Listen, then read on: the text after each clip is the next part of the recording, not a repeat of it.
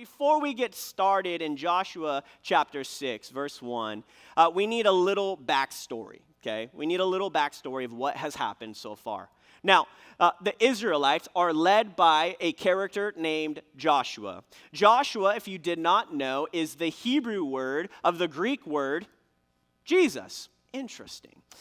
He was the one that led the Israelites into the promised land. The law, or Moses, was not the one that led the Israelites into the promised land. But Jesus himself, oh my goodness, that's a sermon in and of itself, okay, led them into the promised land. Now, how they got into the promised land, there was this crazy event that happened where they had the Ark of the Covenant lead in front of the people, and they stepped into the middle of the Jordan, and it specifically tells us that it was the time of harvest, and the time of harvest, the rivers of the Jordan would flood the banks. What that means is there was a lot of water, okay? It wasn't just like a little trickle. There was a lot of water. These dudes step into the water, and it says that the Jordan stopped running, and it was dry on the ground. It sounds a lot like the Red Sea. The Red Sea was a little different, though. When it split, it told us that it was on the left and on the right. It was like a wall that they were able to walk through. The Jordan was different. It stopped all the way up in the city of Adam, Westmark. No, not Adam, Westmark. Adam. All the way up there at the city of Adam, which was roughly 30-ish miles up north. It stopped that whole Jordan, and it was dry, and they were able to walk across into the promised land, the land of Canaan, for the first time. Now, as they walk into the promised land, God tells them to circumcise the men for the second time. Some of you just went, what?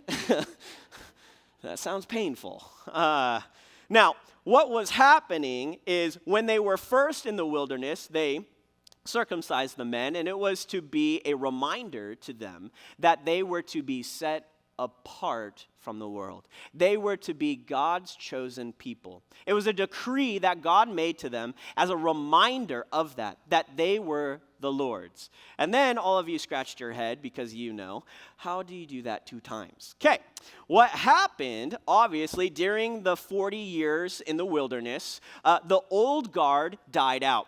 The old guard died out. God promised that their children would be the ones to inherit the promised land. So they did not circumcise continuously through the 40 years. It was just that one time. But as the old guard died out, the young ones, the young boys, were now to be set apart before they went into the promised land. Even before they went and claimed what was rightfully theirs because God promised it, they were called to be set apart. They were called to be set apart. Now that they're set apart, what ends up happening is they go on over and celebrate the Passover. And what's interesting is they eat of the fruit of the land of Canaan, for the first time, and it says this, that the manna ceased falling from the heavens. The moment they ate of the fruit of the land, the promised land, the manna stopped. And that, honestly, in and of itself is a beautiful story and another sermon that we're not going to talk about, but it's significant because the last seasons of provision ended, and God was now leading them into a new provision. And this new provision, in order to receive that new provision, they had to let go of the last provision. That's a story in and of itself, too. My goodness, we have so much to talk about. But before the Battle of Jericho, it was the first battle in the Promised Land. It was a significant battle. It wasn't just like another battle. This was the very first battle. The very first battle in the promised land that God has promised to his people. And we need one more insight of this story before we get started. If you just look at chapter 5, verse 13, let's read that real quick. Something crazy happens. Now it came about when Joshua was by Jericho that he lifted up his eyes and looked. And behold, a man was standing opposite him with a sword drawn in his hands. And Joshua went to him, just super casually, I guess, like, hey, what's up, dude? Okay. Went up to him and said to him, are you for us or for our adversaries? Verse 14, he said, no, rather, I indeed come now as captain of the hosts of the Lord. And Joshua fell on his face to the earth and bowed down and said to him, what has my Lord to say to his servant? The captain of the Lord of hosts said to Joshua, remove your sandals from your feet, for the place where you are standing is holy. And I love what Joshua did, so he did so. You're going to find out a theme with Joshua as we keep reading, but you're going to find out God said it, Joshua did it. You're going to find out a theme throughout Joshua's life. If God said it, he did it. If God said it, he did it. But man, he meets this character. He has a conversation with this guy known as the commander of the Lord's army. That sounds rad. That sounds so cool. Like, that should be a band name. Okay, you didn't think that was cool. Never mind. Okay. Now, there's a debate upon this, but I think it's pretty evident, self-explanatory within the scriptures of what's happening. There's this debate that people believe that this is just an angelic leader of the Lord's army, which is interesting because typically angelic beings, when someone falls to worship before an angelic being, what happens? Stop. No, don't worship me. What are you doing? Stop. Get up. Don't worship me. But we see throughout the scriptures that there is an angel of the Lord in the Old Testament that we see that appears, and when he appears, people fall in his presence, bow low before him. We also see a similar theme here with this character. If you remember Moses and the burning bush, it was similar. Would you please take off your sandals? This is holy ground you walk on. This is holy ground you walk on.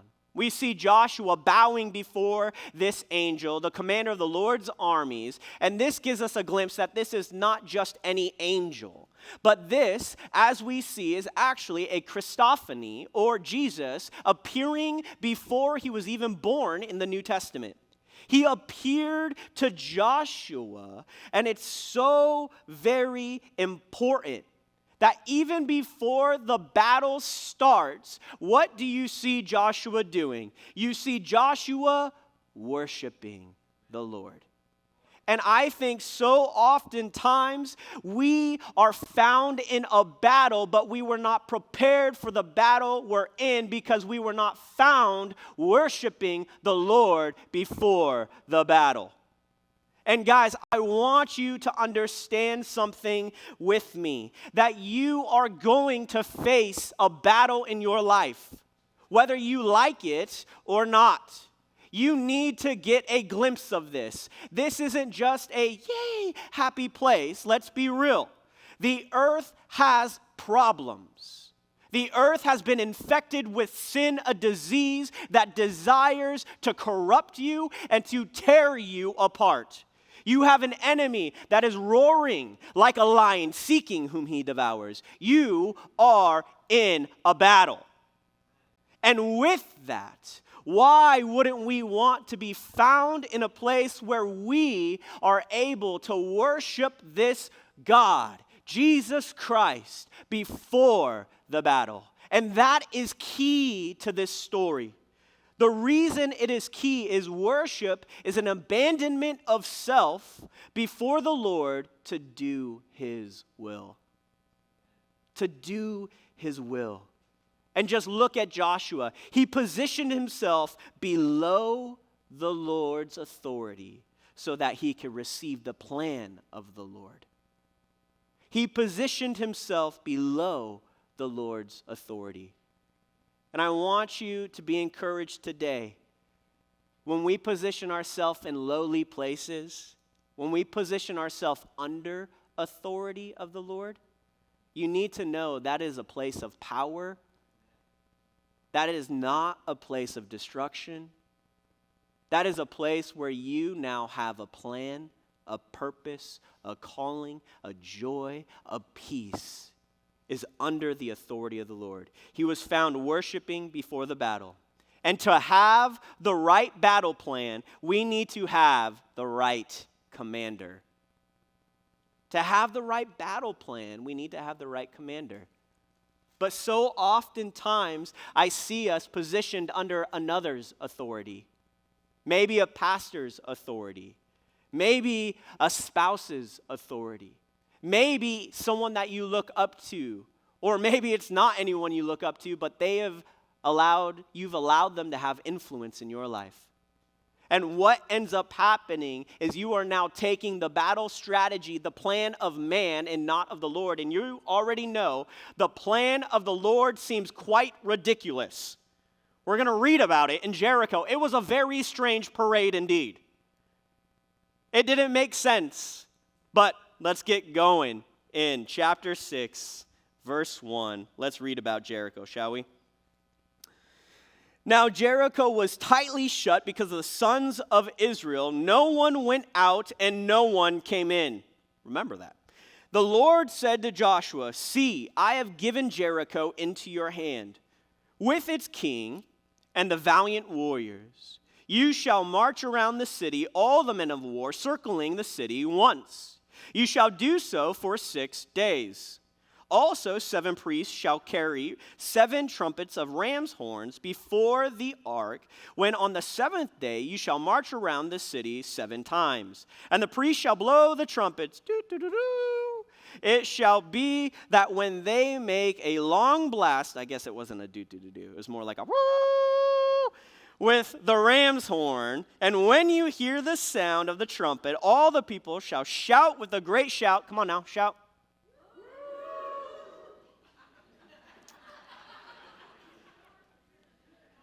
We're going to try it one more time. Here we go. "And all the people shall shout with a great shout." I like it. I like it. "And the wall of the city will fall down flat, and the people will go up every man straight ahead." Straight ahead. Okay, we need to pause there because there is a few things that we need to hone in. We need to look at Jericho. We need to look at the people of Jericho. We also need to understand this battle plan, okay? This strange parade, as I like to call it. Now, the first verse is very insightful for the rest of the chapter. The first verse is very insightful for the rest of the chapter. It said that Jericho was tightly shut because of the sons of Israel. We need to hone in on that for a second. Because when we skip over these things, sometimes we don't get the full gravity or the context of what is happening. We need to understand something, that they were in utter fear of the Israelites. Utter fear of the Israelites. I've read many commentators and that they speculate that not only Jericho was shut up, but people in the surrounding areas were intimidated by the Israelites, that they all flooded within Jericho, hiding for safety. Why? Well, we'll get there. Jericho's an interesting fortress.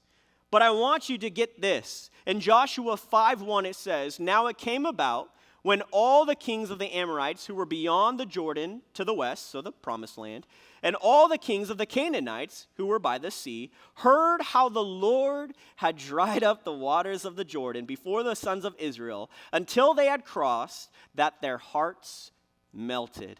And there was no spirit in them any longer because of the sons of Israel." Now get this, Rahab herself, we'll meet her in a second, but Rahab in chapter 2 gave us a glimpse of the unrest within the walls of Jericho, okay? So we found out that God told Joshua, hey, or not God, but they found out the news of the king of the Amorites and the Canaanites that they were trembling, okay? They were nervous because of what? What God did. But in Joshua 2, verse 9, Rahab says this, "I know that the Lord," I love it, Yahweh, "has given you the land, and that the terror of you has fallen on us, and that all the inhabitants of the land have melted away before you." We're getting a glimpse a little bit more. It wasn't that they just locked up Jericho, but they were in utter panic and fear of the Lord. There was a fear upon them. But it was so interesting, if you read about the Moabites in Numbers 22, the Moabites were so fearful of the Israelites because they understood that the Israelites had a deity on their side. And this deity had authority over the elements, but over also creation. He was able to use that authority as he pleased to advance the Israelites. They've heard of the stories of the Egyptians and all of the things and the plagues of that, and they're losing their mind because they realize their military might was no match for Jehovah, was no match for this deity, Yahweh. And what's interesting, what the Moabites did is they kind of understood, hey, we're not going to beat them. Let's hire a guy who practices witchcraft, sorcery, and divination. His name was Balaam. They hired this dude. He was obviously well known because the kingdom hired him. And he came to curse the Israelites. But even this same angel we saw earlier with a sword drawn, the commander of the Lord's army, shows up in front of Balaam and stops him, but also does not allow him to curse the Israelites. They tried to fight deity with deity, and we found out God is bigger than all these little g gods.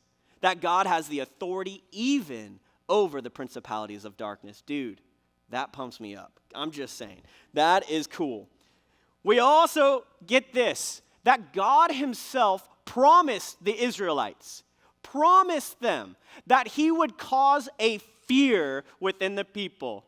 If you have ever, watched rugby, the New Zealand All Blacks, if you know about them, they get up in front of the team that they're about to, go to war against, and they full on just do the haka, and you're like, oh my gosh, that is the most intimidating thing ever. Their tongue, have you ever seen the haka? Look it up. It's entertaining. Yeah, it's very entertaining. But that was the intimidation factor. But think about that. Have you ever tried to fight a battle that you were in utter fear about? How well do you think you're going to fight that battle? God put a fear upon them. In Deuteronomy chapter 2, verse 25, it says, this day I will begin to put the dread, and the fear of you upon the peoples everywhere under the heavens, who when they hear the report of you will tremble and be in anguish because of you. Dude, that is really stinking cool.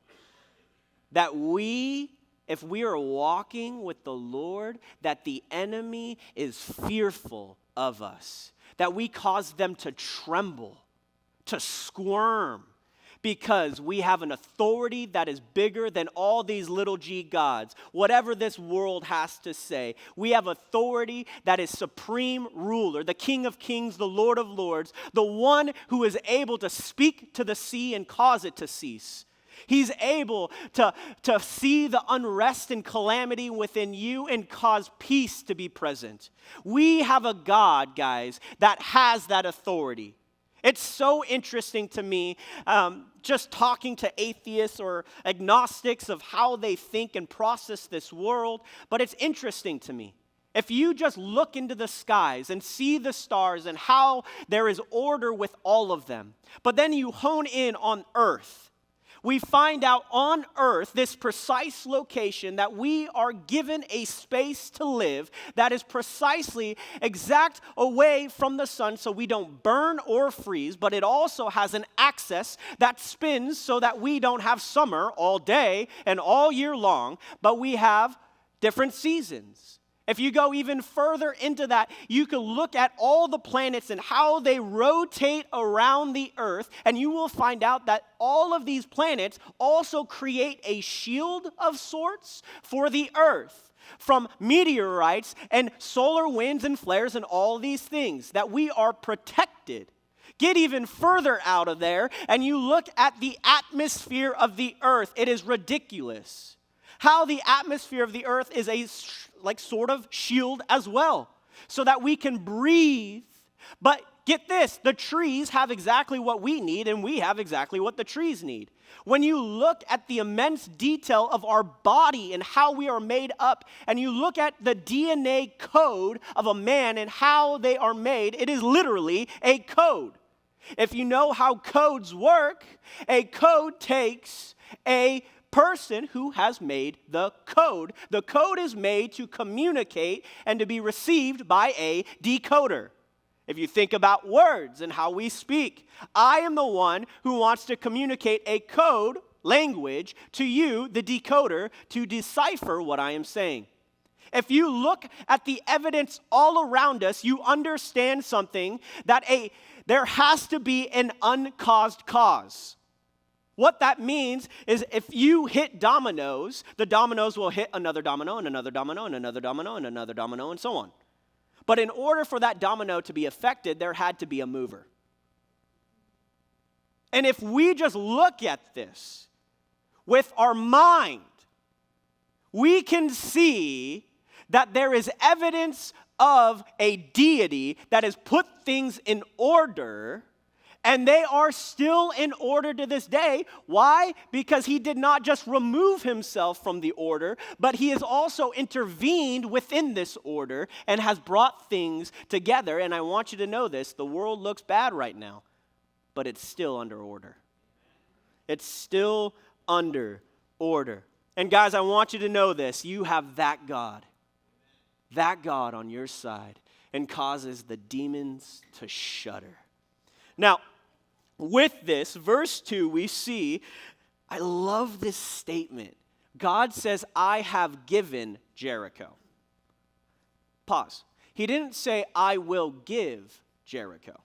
No. He said, I have given Jericho. What this is, the tense of this Hebrew verb is a prophetic, perfect tense. What that means, I have given, is describing a future action as if it was already done. As if it was already done. I have given you Jericho. This is a very important thing to remember for the rest of the story. God has given Jericho. Because how Israel proceeds depends on this prophetic, perfect promise. And I also want you to know something as well. God has made prophetic, perfect promises, that's a lot to say, to you as well. He has made those in your life that you could take to the bank, that you could hold on and have confidence in the face of a battle, because the God who created all things has given you a promise as if it was already done, even if it hasn't happened in your life yet. Victorious Christians are people who know the promises of God because they spend time meditating on God's word. Where you will find those promises, man, is in God's word. We are to believe in God's promise, but we're also to take one step further and reckon it. I love that word, reckon. It's a fun word, reckon. Reckon, if you don't know what it means to count as true in your life. It means to count as true in your life. And what I've noticed, a lot of Christians may understand God's promise, but have not reckoned it in their life, have not applied that to their life. Think of it this way. You accept a check. Woo! That's believing in that money, that dollar bill. But what good is a check if it hasn't been applied in the bank? What good is a check if it has not been cashed in? And in the same way, as we read the Word of God and see the truths of God, remember this, that you are now to reckon it, apply it in your life as well. Okay, let's talk about this. Verses 3-5 we just read. This is the strange parade, the very weird battle plan. That is a very much so God plan and definitely not a man plan. I have never heard of people that just sat together in a meeting, crossed their legs and said, you know what? I know how we're going to win this battle. We're going to walk around the walls. It's going to be great. It's going to be wonderful. I haven't heard that. This is definitely a far out plan. But as we look into the details of this plan, man, we're going to see some weird and fascinating, fun things Typically an ordinary weapon that they would use in this occasion with a city like Jericho, a fortress that is walled by bricks. They would use a battering ram. It's a big tree. They would grab a bunch of guys on each side and say, "Ah!" and then ram the wall. That's a battering ram. Or they would use scaling ladders. They would try to put the ladders up on the wall, climb up onto the wall, jump over, and then invade the city, okay? They would invade the city. Now, with this, though, we see that God gave a different direction. He said, grab your armed men and march around the city once a day for 6 consecutive days with 7 priests blowing 7 trumpets, preceding the Ark of the Covenant. Now, on the 7th day, they were to circle Jericho 7 times, and then the walls of Jericho would fall and the city would be taken. You can say they definitely got their steps in. Yes. Yes, thank you, Ginger. It was funny. I agree. No one else laughed, but you did. Thank you. Thank you. Okay, before we talk about this strange parade, we need to set the scene of Jericho first, okay? When I've heard studies and sermons about Jericho, oftentimes we forget to talk about the people within Jericho. We like to talk about the fortress. We like to talk about God's crazy, just amazing miracles in the Bible. But I think it's good for us to hone in on all of these different scenes. Now, let's look at the citizens of Jericho first, okay?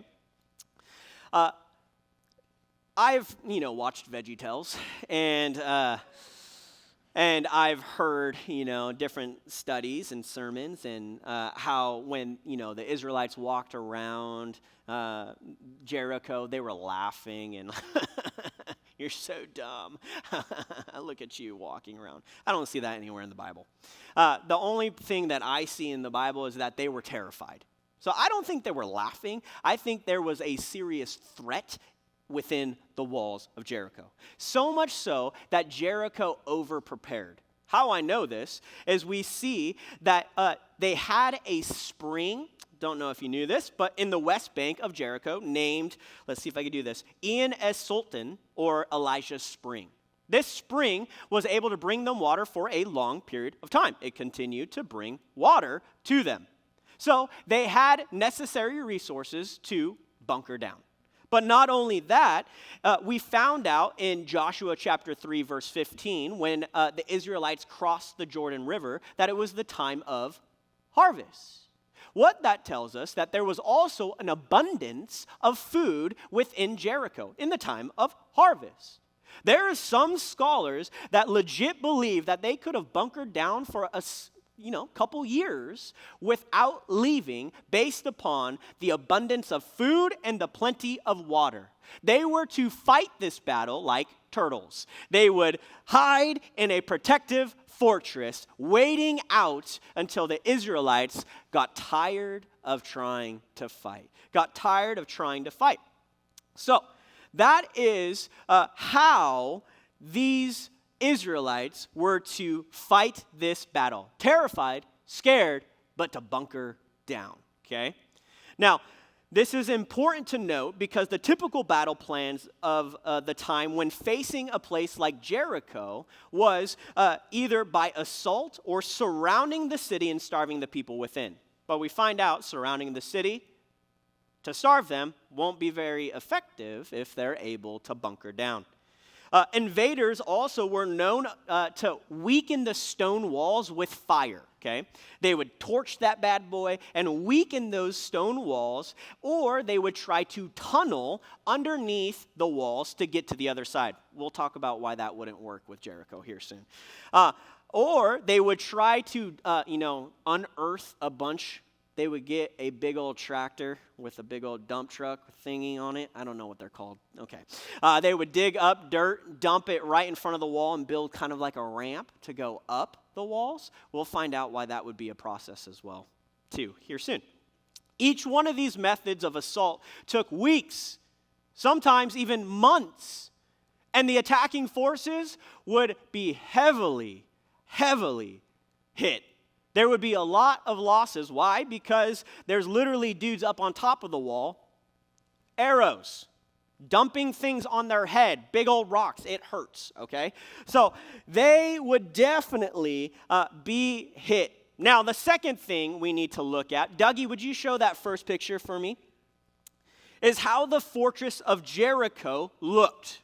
A lot of us, when we think of Jericho, we think that Jericho had one wall surrounding it. We think that Jericho was surrounded by one wall, but I want to argue that with the excavations that we have found, there are actually two walls. Now, let me explain these two walls, okay? Jericho sat on a mound, or it's also called a tell.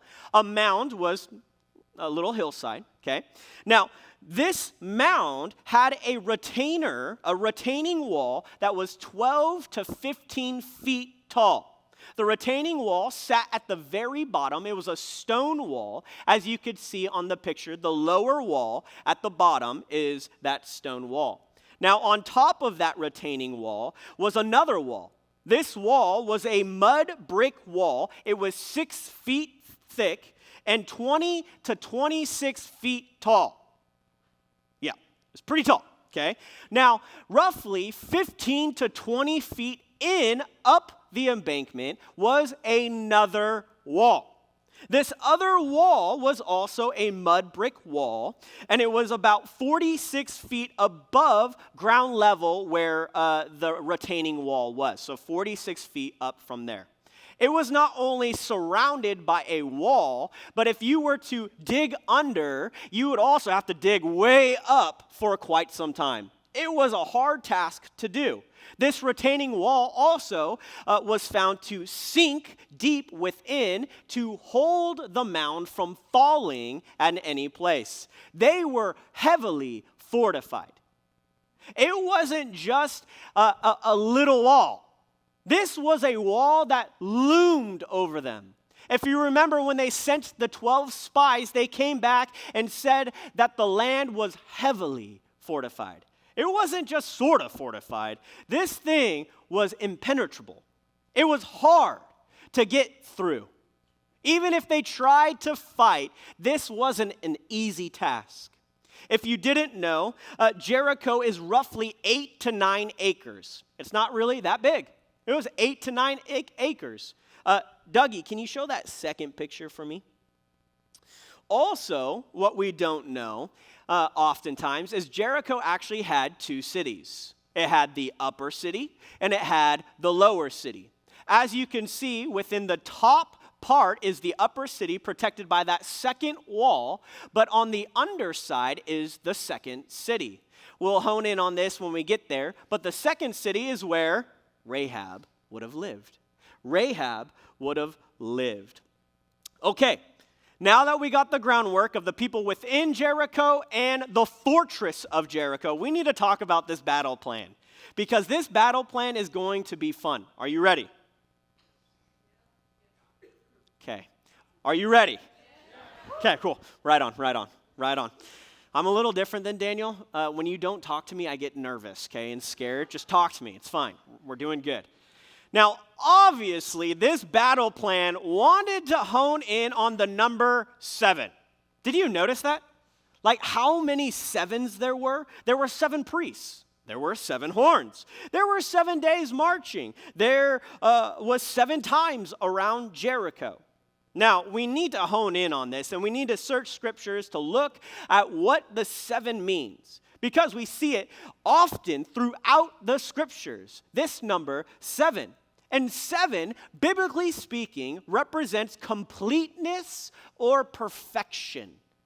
Completeness or perfection. This number 7, completeness or perfection. Now, 7 was also a sacred number to the Jews. It was a very sacred number. The Sabbath was celebrated on the, 7th day. The 7th year was a sabbatical year. After 49 years, 7 times 7, was the year of Jubilee. 3 Israeli feasts are in the 7th month.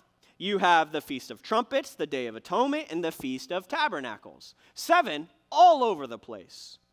What 7 symbolized to the Jews was God's ability to finish whatever he started. Ooh. This was God's way of showing them once more he will complete the task ahead. I love that. That God showed them once more that he was going to complete what he said he was going to do. And all they had to do was be faithful in obedience to the Lord. That they just had to be faithful and obedient. Now, this part is the part that makes me excited, and I might just go too long on it, but hold on, okay? Hold on. Typically, we see in the Bible that the Jewish people would use two different horns, okay? They would use two different horns in their everyday things. We see a silver horn and we see a ram's horn that is used here. Now, let's hone in on a silver horn or trumpet, which is not used here. But a silver trumpet you could find in Numbers chapter 10, if you want to do some research on your own. And it was used for summoning the congregation and for having the camps set out. So if the congregation was out, they would come back in. If it was time to leave, which during the wilderness time, they got up and walked around a mountain. That's what they did for 40 years. And they would blow that trumpet, and they would walk around that mountain and set up another place. It was also to be used as an alarm. If there was an invasion of some sorts, they would blow this silver trumpet. It was also a trumpet that would be used when they go into battle. Interesting. They would blow this silver trumpet. They've actually found evidence of these trumpets, and these trumpets would have upwards of 3 notes. That is kind of like the max out that they would have used. 3 notes that they could use to signal different things, okay? Now, we need to hone in on this ram's horn for a second, because within the horn that they use, there's something that needs to be said about Jericho, and it makes me want to dance because it is exciting. Okay? A ram's horn, a lot of you know, the name of a ram's horn would be a shofar. Okay? Now, a shofar is kind of right, but not as well. A shofar literally means a horn. It's a horn. So yes, it's correct. It is correct, but not. More accurately, if you look at the actual Hebrew of the ram's horn, it's a yovel. Now, this word, we also get jubal, okay, which literally means ram's horn, okay? The yovel, jubal, ram's horn. Now, what's interesting is we actually see a man named Jubal first in the line of Cain in Genesis 4, verses 21. His brother's name was Jubal. He was the father of all those who play the lyre and the pipe. Interesting. This Jubal character was the father of the lyre and the pipe. Now, it gets even more fun. Jubal is where we get our modern word for jubilee. Interesting. Okay, let's hone in on this for a second. Jubal is where we get our modern word for jubilee. We also see in Leviticus 25 that describes the year of jubilee. And this year, that they would blow, guess what horn? The ram's horn. Yeah, good job. The ram's horn, yes. They would blow this horn in celebration. Interesting. A ram's horn reminded the Jews of God's provision and means to celebrate. Let's say it one more time. A ram's horn reminded the Jews of God's provision and means to celebrate. Think of another story of a horn and a ram in the Bible. Think about this. Genesis chapter 22, verse 13 says this. Then Abraham raised his eyes and looked, and behold, behind him a ram caught in the thicket by his horns. Oh, baby. And Abraham went and took the ram and offered him up for the burnt offering in place of his son. Come on. The year of Jubilee was a year of celebration, of forgiveness. Get this, just like Abraham was offered a ram caught with his horn in the thicket, we too have a reason to celebrate, to be filled with jubilee, that there was another that took our place. There was another that died in our place. We have every reason to celebrate the amazing grace of God who offered himself in our place, caught in the thicket by his ram's horn. But we also know we have reason to dance in the street, to sing a new song. We have every reason to blow the yobel. We have every reason to dance for joy because of the forgiveness of God. And what is happening here is as they go into a battle that has not been won yet, what are they doing? They are celebrating as if the battle has already been won. Come on. That's where you lose your mind. Yeah. My goodness. That was the most coolest thing to see. To praise in the face of the storm. To praise the Lord in the face of a battle. To understand something, I want to hone in a little bit deeper with praise and specific. Okay, whatever. I can't say that word. But think about this. There is psychotherapy that actually happens where they use music. Where they use music, and this music actually changes the direction of those people. Where they all of a sudden were filled with anxiety and worry, but they use a calming tune and how it can bring peace to the soul. They used music, and what ended up happening is these people would not just feel calm, but also do differently. They wouldn't act out with what they thought of anxiety and worry and be frustrated with the world and hatred, but now there is a peace within, therefore they can walk out that peace. Get this, God is calling us to make a joyful noise throughout our life. And if we are making a joyful noise with the strumming of the guitar, a trumpet, a drum, or with our voice, your voice is a beautiful thing. It is an instrument in itself, and it is capable of doing mighty, amazing things, but it is also able to use for destruction. We have to corral our mouth, our tongue, and use it effectively, but also with understanding. But get this, y'all. If you understand this, we have every reason to rejoice, to celebrate, to make a new song to the Lord each and every single day. I understand your life has its worries. I understand your life is hard. We all have things that we have to carry that hurt us, that burden us. But what I see so often is so many Christians are singing a song of despair and not singing a song of rejoicing, singing a song of celebration. And I want you to understand something, dude. Worship in the way of song, of communicating, of music, dude, it changes the atmosphere of your brain, of your heart, of your soul. Guys, I hope you're found worshiping in the face of the battle, just like the Israelites. Just like the Israelites. The last thing we obviously need to see is the God box. The God box, it's also called the Ark of the Covenant.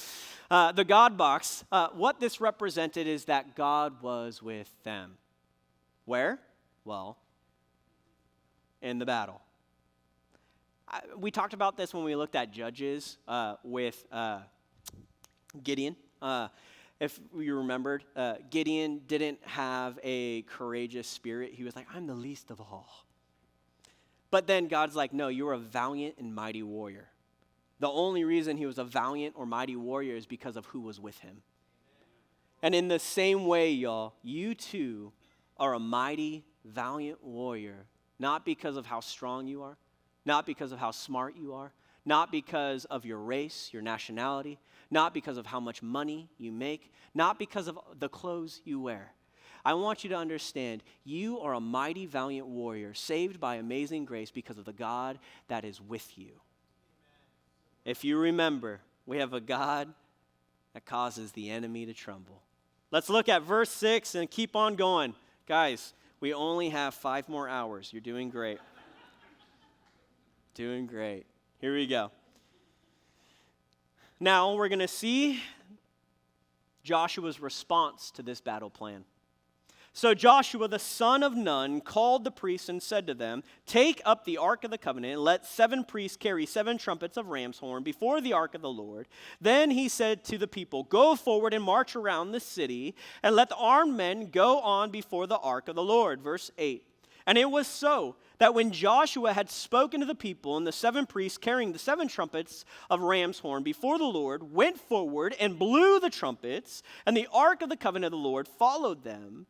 Verse 9, the armed men went before the priests who blew the trumpets, and the rear guard came after the ark, while they continued to blow the trumpets. But Joshua commanded the people, saying, "You shall not shout, nor let your voice be heard, nor let a word proceed out of your mouth until the day I tell you to shout. Be quiet. Then you shall shout." Verse 11. So he had the ark of the Lord taken around the city, circling it once. Then they came into the camp and spent the night at the camp. Verse 12. Now Joshua rose early in the morning, and the priests took up the ark of the Lord. The 7 priests carrying the 7 trumpets of ram's horn before the ark of the Lord went on continually and blew the trumpets. And the armed men went before them, and the rear guard came after the ark of the Lord, while they continued to blow the trumpets. Thus, the second day, they marched around the city once and returned to the camp. They did so for 6 days. Verse 15. Then on the 7th day, they arose early at the dawning of the day and marched around the city on the same manner 7 times. Only on the day they marched around the city 7 times. Verse 16. At the 7th time, when the priest blew the trumpets, Joshua said to the people, "Shout."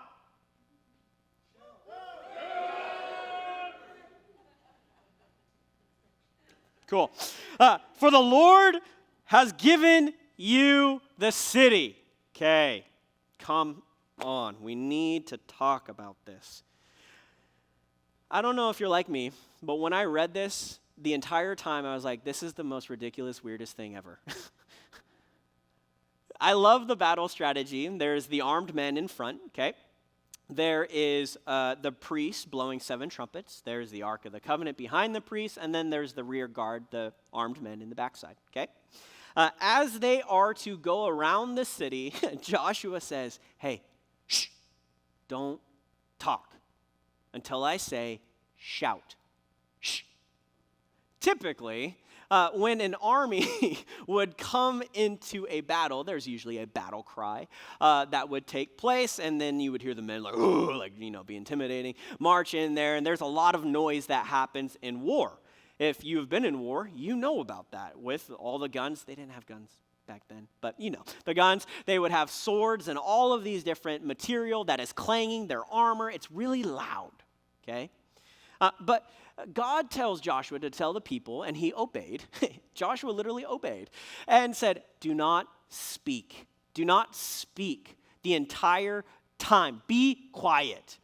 And it's interesting because they had to walk around 8 to 9 acres of Jericho. 8 to 9 acres of Jericho would take roughly 30 to 40 minutes walking around. For 30 and 40 minutes walking around, they were to be quiet. Some scholars state that this was done to test Israel, to test the faith of Israel and Joshua, to test them as they obey and walk around this wall. Now, they did the exact same thing 6 days in a row. It just sounds ridiculous. Like, really, it just sounds ridiculous to me. Like walking around these walls, hoping that they'll fall, and just keep on walking. Keep on walking. Now, like I said, some of these scholars believe that this was to test the faith of Joshua and Israel. And we can see why they have that evidence, because in Hebrews 11, the hall of faith, it literally tells us in verse 31, by faith the walls of Jericho fell, after the people had marched around them for 7 days. And I want you to hear me on this. You can read Romans. It talks about this. You do not earn your faith by works, okay? If we are trying to work to get grace and faith from the Lord, that's not how you do it. It's just a contrite heart before the Lord that bows himself under the authority of God, understanding I am not able to save myself, therefore, God, help. That's all it takes, man. But I need us to understand something. Faith, then in James tells us, once faith is set within us and you have a love for the Lord, you need to understand something. That obedience is the clear evidence of the faith within you. If you have faith in God, if you believe in God, then why wouldn't you want to do as he says? Because in so doing, you will find peace and you will find this comfort, this love that is united with the Lord. In the same way of you that are married. If you listen to your wife, it's going to be a good day. Yes. But because you love her, you care for her, you want her well-being, you want that smile on her face, you want to comfort her, to provide for her. And out of that love, you do what is necessary to express that love to her each and every single day. And in the same way is our relationship with the Lord. And I love it, guys. If we truly believe that God is God, then we will desire to obey God. Walk out your faith through obedience to the Lord. I put this, it's very dumb, but roll with it. Obedience is the legs of your faith. Obedience is the legs of your faith. Now, 15 through 16, as we saw, it was the seventh day. They would walk around the walls of Jericho. It would roughly take for them going around 7 times, anywhere from 3.5 hours to 4 hours of walking around those walls, okay? After they've walked around those walls, Joshua goes, shout! And they shout. Why did they shout? Because they had victory. They already had victory. They were just claiming it right then and there. Then we see an interesting thing that we need to read about in verses 17. So let's keep on going. The city shall be under the ban. It and all that is in it belongs to the Lord. Only Rahab the harlot and all who are with her in the house shall live, because she hid the messengers whom we sent. But as for you, only keep yourselves from the things under the ban, so that you do not covet them and take some of the things under the ban, and make the camp of Israel cursed and bring trouble on it. Verse 19. But all the silver and the gold and the articles of bronze and iron are holy to the Lord. They shall go into the treasury of the Lord. So the people shouted, the priests blew the trumpets, and when the people heard the sound of the trumpet, the people shouted with a great shout, and the wall fell down flat. Remember that word. So that the people went up into the city, every man straight ahead, and they took the city. They utterly destroyed everything in the city, both man and woman, young and old, and ox and sheep and donkey with the edge of the sword. Verse 22. Joshua said to the 2 men who had spied out the land, go into the harlot's house and bring the woman and all she has out of there, as you have sworn to her. So the young men who were spies went in and brought out Rahab and her father and her mother and her brothers and all she had. They also brought out all her relatives and placed them outside the camp of Israel. They burned the city with fire and all that was in it, only the silver, the gold, and the articles of bronze and iron, they put into the treasury of the house of the Lord. Verse 15, however, Rahab the harlot and her father's household and all she had, Joshua spared. Jesus spared. And she has lived in the midst of Israel to this day, for she hid the messengers from Joshua, sent to spy out Jericho. Let's talk about this real quick, and let's zoom on through. Under the ban. The Hebrew word for under the ban is harem. Harem means a devoted thing or appointed to utter destruction. Okay, wow. This was the first victory in the promised land, and it was to be the first fruits to the Lord. God desired the first fruits of this victory. Before they were to go into this promised land, God wanted all of it. Now, everything from this victory was to be burned, to be killed, but the silver, gold, bronze, and iron were to be brought to the treasury of the Lord. Now, verse 18 is interesting because it says, keep one from the things of the band. And I want you to hone in on this, okay? God desired them to not take anything under the ban because everything under the ban was doomed to destruction. Therefore, if you took anything under the ban that was doomed to destruction, you too would be doomed to destruction. Think about this. In the same way, God desired Israel to be set apart so that they could be a royal priesthood, a blessing to this earth. But if they were tainted in any way, they would be covered by that destruction. God desired them to be a people group set apart to be a blessing to us, even in this room. But they were to not take anything from the band. Guess what? Next chapter, Achan. My goodness, dude. He stole some bacon. Okay? And he was killed for that reason. Because everything under the ban was cursed or destruction was to fall upon it. And having that in your possession. Now, the only person that was spared was Rahab. You can read more about Rahab in chapter 2. I recommend you do because her story, man, we'll get there. Her story is a good story. But why, this is a question that I hear often, why would a God of love pour out his wrath upon Jericho? When you read through Joshua, there is a lot of wrath upon these lands of Canaan. Archaeological discoveries of the Ras Shamra tablets give us an insight to the corruption of the cult practices within the land of Canaan. Literally, I did way too much research of Canaanite cults. Sorry, it was weird. I was reading these things about Baal and the Baal cycle with the 7 years of war against the god of Mot. The god of Mot is the god of destruction or death. Baal was this good character, and if Baal won, then there would be land of fertility. But if he lost, there would be just, crops die. Okay, anyways, in these tablets, I wanted to understand what was happening within the land of Canaan. Now, you need to get a glimpse of this. The land of Canaan was so wicked, so perverse, filled with a sexual culture. Literally, everything revolved around sexuality and sex. Everything within the culture. And if you want to get a little glimpse of the culture, you could go read a little bit more in Leviticus 18. God literally wrote Leviticus 18 to warn the Israelites of this culture. But this culture wasn't just stationed in the land of Canaan. It was starting to leak out into the known world at the time. This culture of sexuality, the worship of sex, was starting to spread everywhere.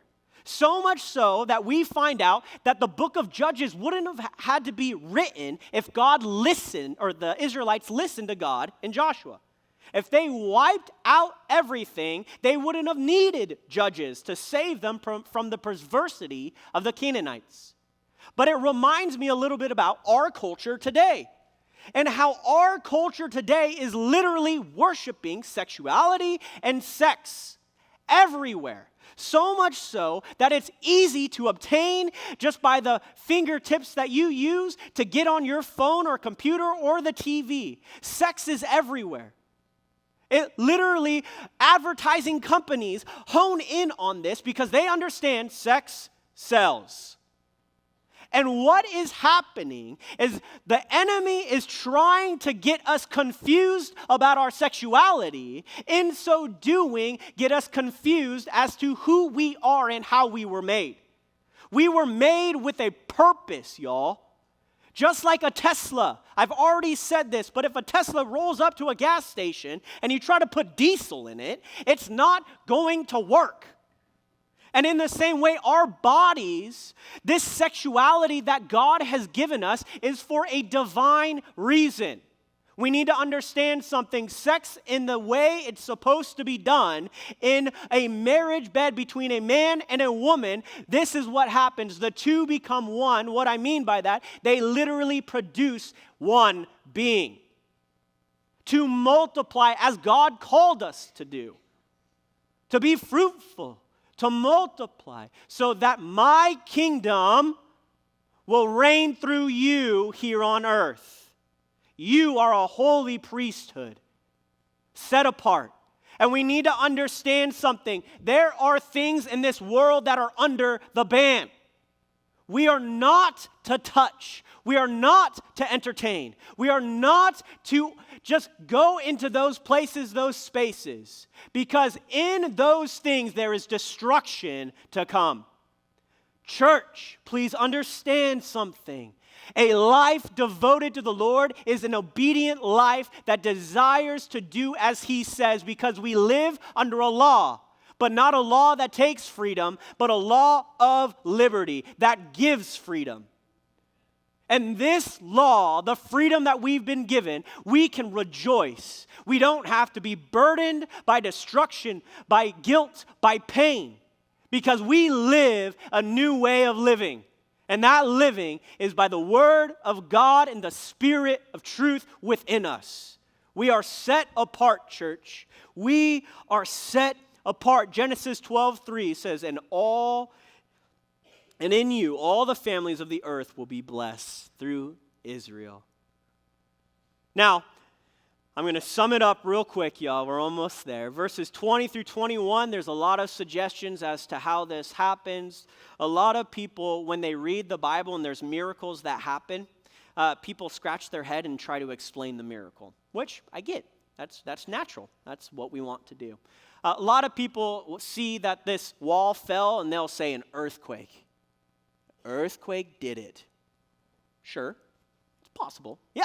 Earthquake could have. Or maybe the Israelite soldiers, they undermined the walls while they were marching, so there was a distraction while other ones were like ripping out, but we don't see that written, okay? Vibrations, okay, this one's good. Vibrations set up by the trumpet blasts and soldier shouts cause the collapse. Have you ever had a bunch of people like try to shout and a wall fall down? Okay, cool. Or shock waves. Shock waves. Those soldiers were marching, baby. Those shock waves, you know, they could cause the walls to fall down. You know what? Maybe. Sure. Maybe. Yeah. But what I love about the Bible is that at the end of the day, if you believe God created all things, that is a big statement in and of itself. If you believe that, if you are a firm believer that God created, big statement. If you believe that, and you also understand that God interacts with His creation, you see that evident, right? Yeah, okay. Now, if God interacts with His creation, then you also have to believe in the fact that miracles do happen. They do. And what's awesome is when God shows up and intervenes in a miraculous way, showing off, really is what He's doing, showing off His authority, man, that has to make you understand something, that you believe in a God that is capable, that is able to do miraculous, amazing, mighty things. He is able. We have that God that we believe in. But this word, we're almost there, fell down flat. Fall down in Hebrew is Nepal, or to fall, okay? Fell down flat.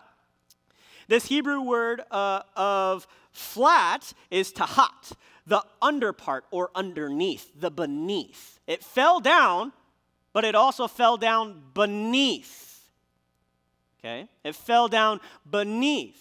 This Hebrew word carries suggestion that it fell beneath itself, meaning that even the structure underneath was able to fall, but the walls were able to fall underneath the retaining wall. They fell off the wall, underneath the wall. Think about this. If they fell underneath, over, and under the wall, it would create a ramp into the city.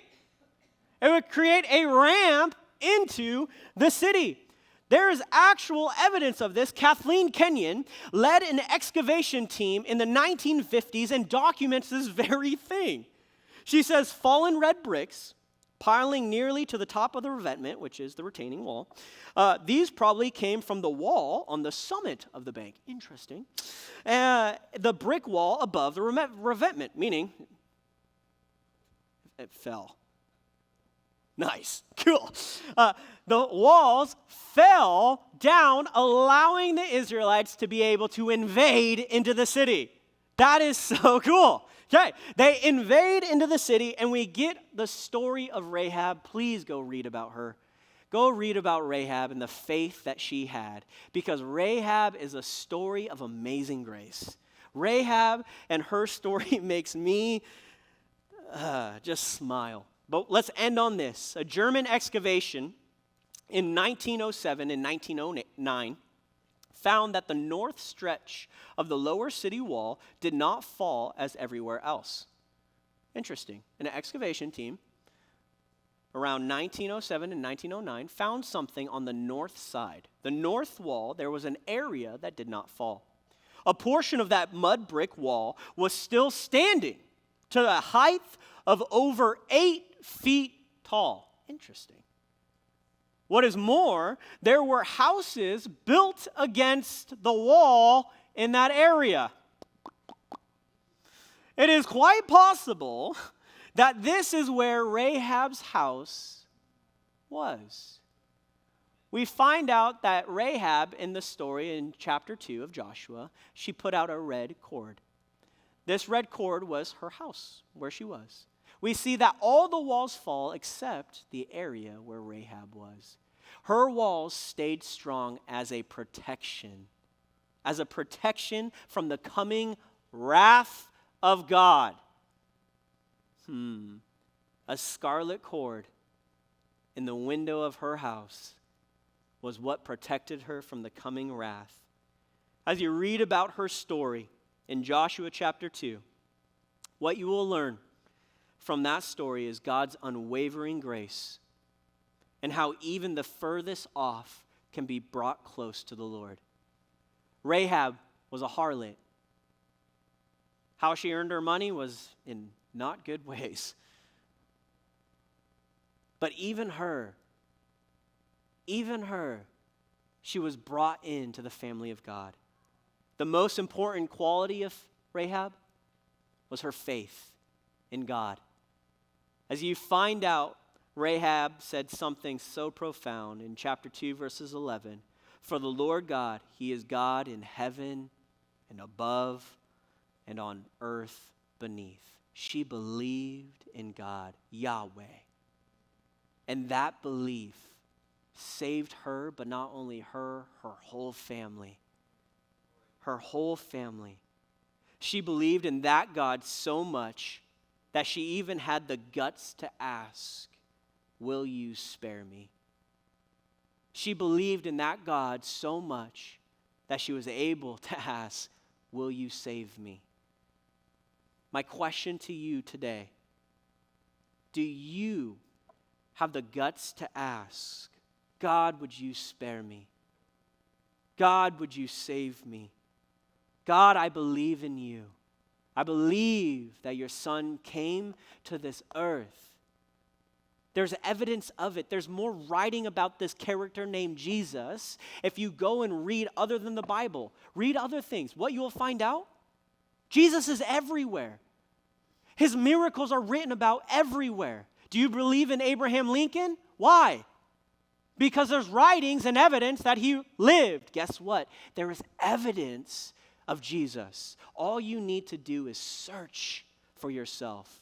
But what breaks my heart is a lot of people are not willing to search. But if searching was the way to salvation, to save you, why wouldn't you want to search? If the option was to die and life ended and everything just dissolved. But what if there was the chance that there is a God? What do you have to lose by searching? What do you have to lose by seeking? And if you have not sought the Lord, man, today I want to ask you to seek after Jesus. But if you understand and you are starting to believe God is working in your heart, in your thoughts, in your mind, if God is moving and rearranging things in your life, but maybe you don't understand everything, that's okay.